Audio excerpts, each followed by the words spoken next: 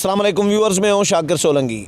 Viewers, आज बड़े दिनों के बाद रज़ा खत्री साहब के साथ मुलाकात हो गई है, तो मैंने ज़रूरी समझा कि खत्री साहब का फ्लेवर भी आपके साथ शेयर किया जाए, क्योंकि आपके भी बड़े प्रस्तार रहे हैं मेरे चैनल में इकट्ठे प्रोग्राम जो करते रहे हैं।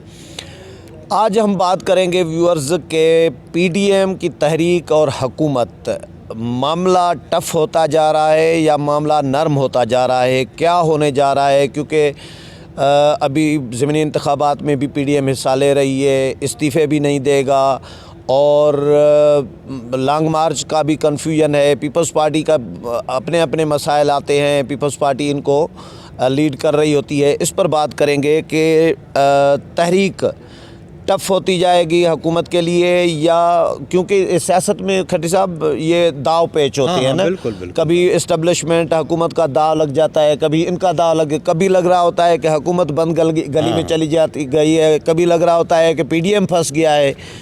तो खत्री साहब के साथ इस पर बात करेंगे, लेकिन डिटेल में जाने से पहले उन दोस्तों से दरख्वास्त करूंगा जिन दोस्तों ने मेरा चैनल सब्सक्राइब नहीं किया अभी तक, या चैनल पहली दफ़ा देख रहे हैं, वो चैनल को ज़रूर सब्सक्राइब करें ताकि आने वाली अपडेट्स भी आपके साथ शेयर होती रहें। और अगर प्रोग्राम अच्छा लगे तो इसको शेयर भी करें, लाइक भी करें और कमेंट्स भी करें। और खत्री साहब का चैनल जो है वो भी जिन दोस्तों ने नहीं विज़िट किया, ARK टाइम्स के नाम से, वो विज़िट ज़रूर करें और सब्सक्राइब करें। खत्री साहब, वेलकम टू शो सर। बहुत शुक्रिया। बड़े दिनों के बाद आपकी मेहरबानी, टाइम दिया है आपने, दीदार हुआ। हाँ, क्योंकि आप गाँव भी गए हुए थे। हाँ, मैं गाँव सिंध के हालात क्या थे पहले, ये तो बताते हैं ना। वो अभी बताएंगे तो फिर वो किस्सा है। अच्छा, चले खत्री साहब, क्या लग रहा है? क्योंकि जिस तरह लग रहा था कि हुकूमत का बिल्कुल गले में पड़ती जा रही है तहरीक, लेकिन अब थोड़ी सी फिर पीडीएम जिस तरह पीछे चली गई, बड़े बड़े ऐलानात किए गए कि ज़मीनी इंतखाबात में हिस्सा नहीं लेंगे, सेनेट इंतखाबात में हिस्सा नहीं लेंगे, इस्तीफ़े देंगे, लॉन्ग मार्च ले आएंगे। अब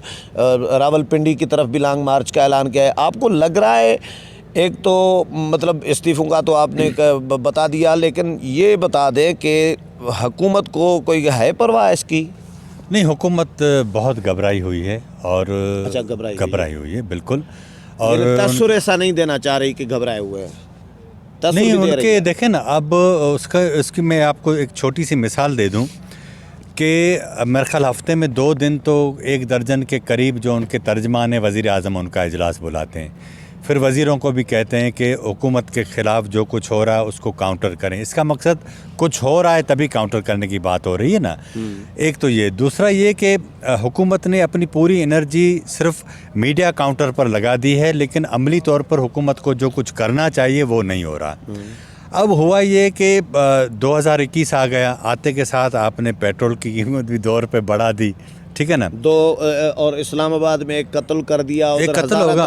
हज़ारा में तो बहुत बड़ा ख़तरनाक किस्म का वो जो वाक़या हुआ है। सच्ची बात है कि बड़ा अफसोस भी होता है, पहाड़ों में घुस के यार। मगर ये कि फिर शनाख्त पूछ के फिर आप उनको उनके हाथ पांव बांधते हैं, फिर ज़बह करते हैं।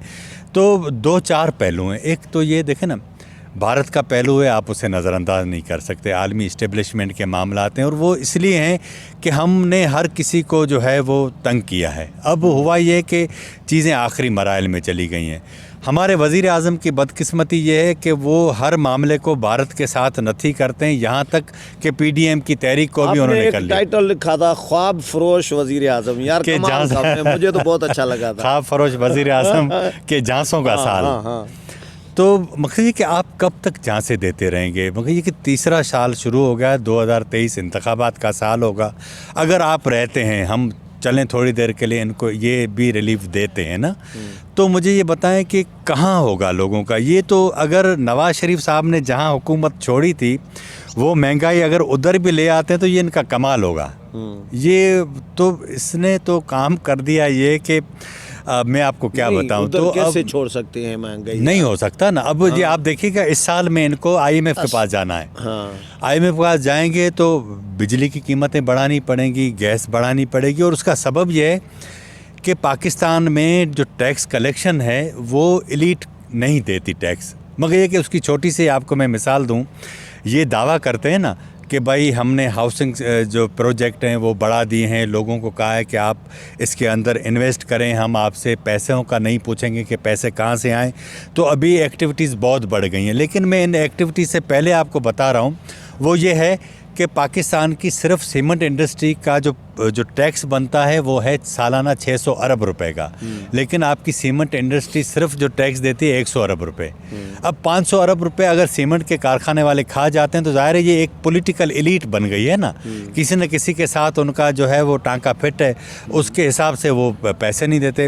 اسی طرح دیگر جو سیکٹر ہیں وہ پیسے نہیں دے رہے۔ اب عمران خان جو ہیں انہوں نے ٹکا کے کام شروع کر دیا، پناہ گاہیں بنائیں، جو لوگ اگر گھر سے فارغ ہوتے ہیں تو ادھر جائیں، کھانا بھی ادھر کھائیں، لوگ واہ واہ کریں گے۔ لیکن ایشو یہ ہے معاملہ پناہ گاہوں سے نہیں چلتا، معاملہ یہ ہوتا ہے کہ آپ لوگوں کے لیے ایسے حالات پیدا کریں یہ تو تبھی تو لنگر خانوں کے افتتاح ہوتا ہے، کوئی پروجیکٹ بڑا منصوبہ افتتاح کرنے کے بجائے لنگر خانے۔ تو اب اس ساری صورتحال میں ہم دوبارہ آتے ہیں ٹف ٹائم کے اوپر، پی ڈی ایم کی۔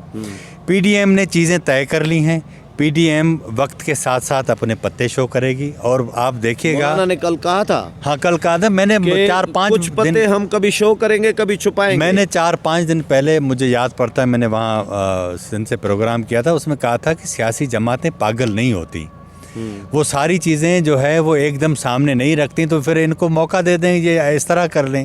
وہ انہوں نے ایکشن جو ہے نا پلان ہوتا ہے ABCD آپ بنا رہے ہوتے ہیں، یہ اس پہ ہو رہا ہوتا ہے۔ تو آپ یہ بات ذہن میں رکھیں کہ کوئی جو ہے وہ ایسا نہیں ہے کہ ان کو پی ڈی ایم کمزور ہونے جا رہی، نہیں ہونے جا رہی۔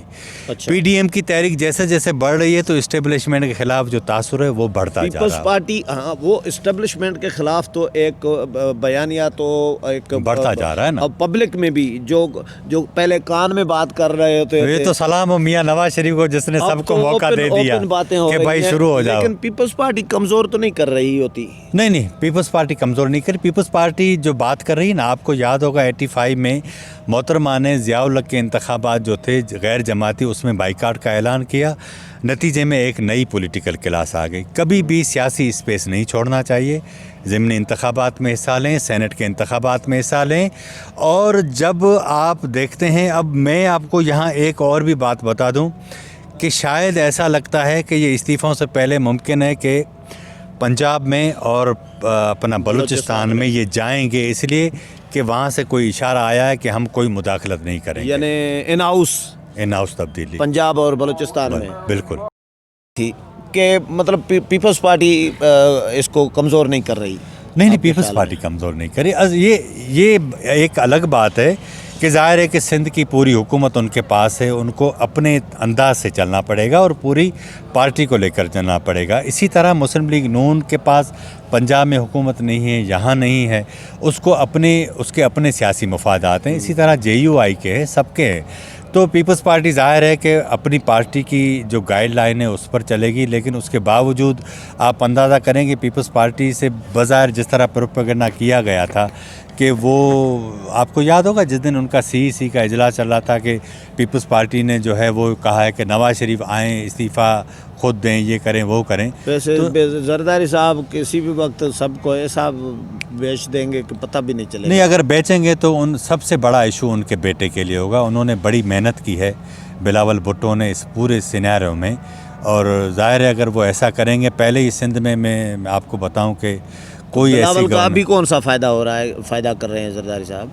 بلاول کا فائدہ بہت بڑا ہے سر، ان کا پنجاب میں اسپیس بڑا ہے۔